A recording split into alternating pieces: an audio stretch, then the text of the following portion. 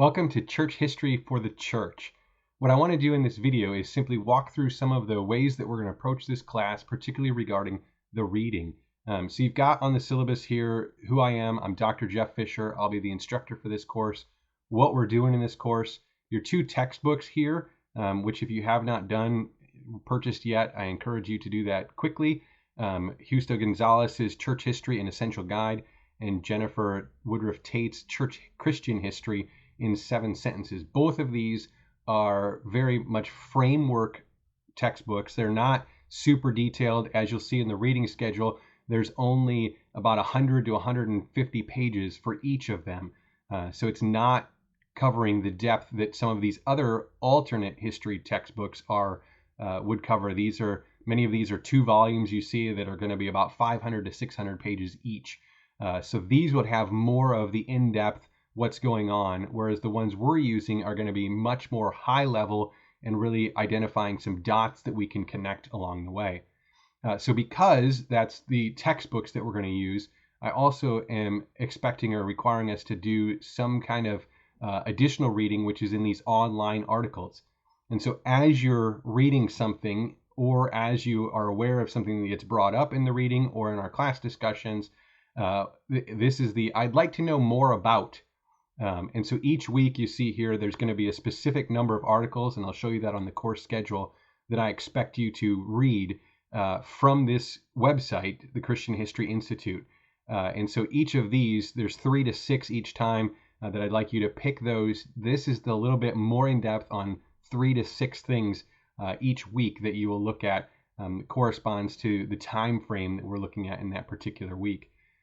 So the course objectives are there of what we're trying to do. We'll talk more about that in the first class when we meet together. So here's the course schedule, when we meet, and then what the reading is from the 2 textbooks.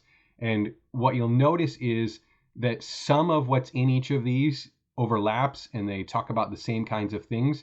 But what I like about using both of these textbooks is they kind of complement each other. Gonzalez will focus on a couple of things, and then Tate will focus on a couple of other things.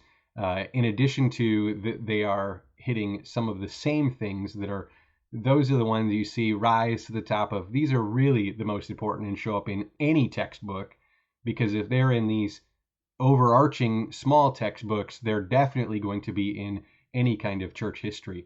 And so then the link here, the Christian history articles, and you see this tells you this week I'd like you to pick 3. This week I'd like you to pick 5. This week 3. Next week 5.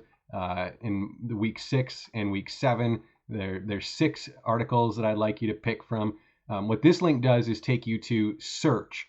And so it will take you here, and if there's someone or something that you found very interesting that you'd like to know more about, say you wanted to read a little bit more about the martyrdom of Perpetua and Polycarp, you just type it in there, and then you can read. There's articles here that give you a little bit more of the background, and some of them are more in depth. Some of them actually have words from the primary sources, depending on what you want to search and what you discover. So I'd like you to do 3 of those for this first week in addition to the 2 readings.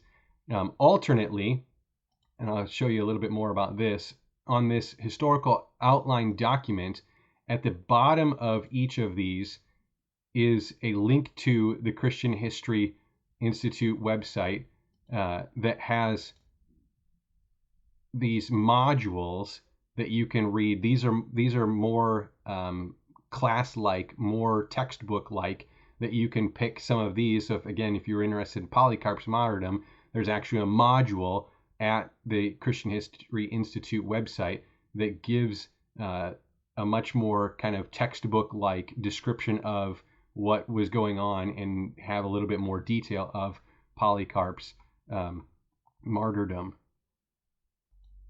So you can either choose that by clicking on this link at the bottom of the assignment page, or on the syllabus itself. When you click on these links, then it will take you to that search box where you can pick your own. So each of these is really to go a little bit more in depth than what the textbooks will have on specific things on a specific topic. So let me comment briefly on this historical events outline, this guide sheet for us. So again, you'll see that there's this link here to the historical outline document.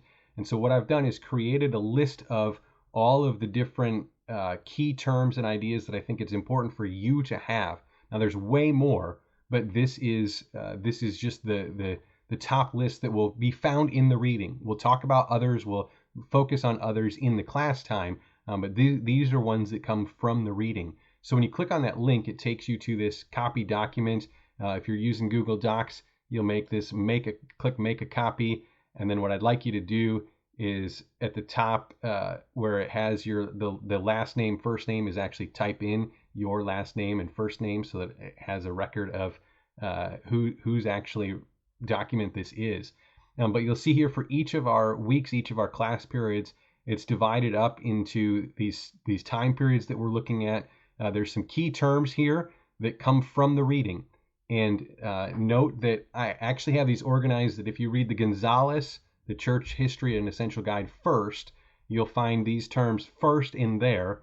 And then if you read the Woodruff Tate 7 sentences, then the next ones, if you didn't find them in Gonzalez, will be the later ones will be found in that one. There are many terms that are in both. And again, this is not a test or anything like that. This is what would be helpful for you to have in there to know what do these terms mean, what do they refer to.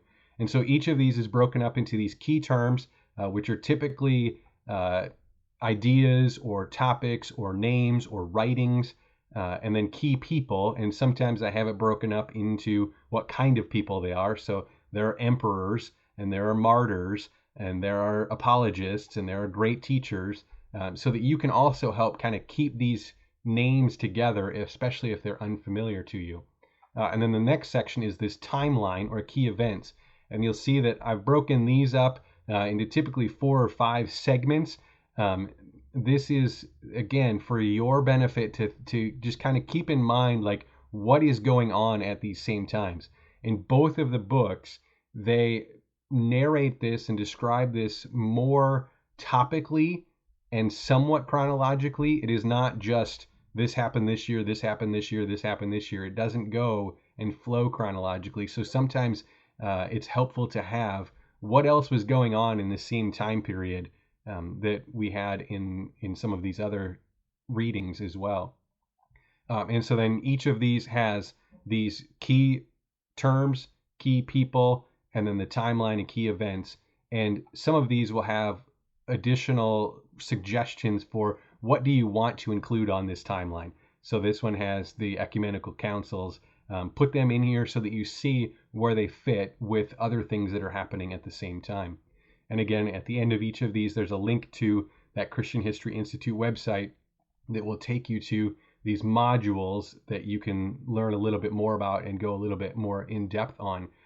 Or if you want to do the search thing to pick your 3 other topics. So you may pick your topics from these terms that are here because a lot of times they're going to be mentioned, but it may not go into much detail in our textbooks, or there might be things that are mentioned in our textbooks that you say, hey, I want to learn a little bit more about that, especially if it's a name. Like I know, for example, this Venerable Bede, he gets named, but there's not really much about him other than that he wrote a history. And so if you want to learn a little bit more about him, then put that into the search box. And so that's the syllabus and the approach for this class. Again, I encourage you to go look at the course schedule, see what we're reading for from the textbooks, which part of the historical outline we're going to do, and that will really culminate in a completed outline as you're walking through the readings and what we talk about in class, so that you have all of these major people, major terms, major events kind of in your mind and on paper. And then also look at which of these articles you want to look at, whether you're searching for them or whether you're reading some of those models. I'd like to ask that during our class time, you have at least one of them that you're ready to share about, to talk about, so that collectively we can learn a little bit more in depth than what all of us read in the 2 textbooks as well. So that would be great for when we meet the first time, for you to be prepared to share some of that information. So look forward to seeing you all soon, and can't wait to dig into church history for the church. Blessings, and may the grace of God be with you all.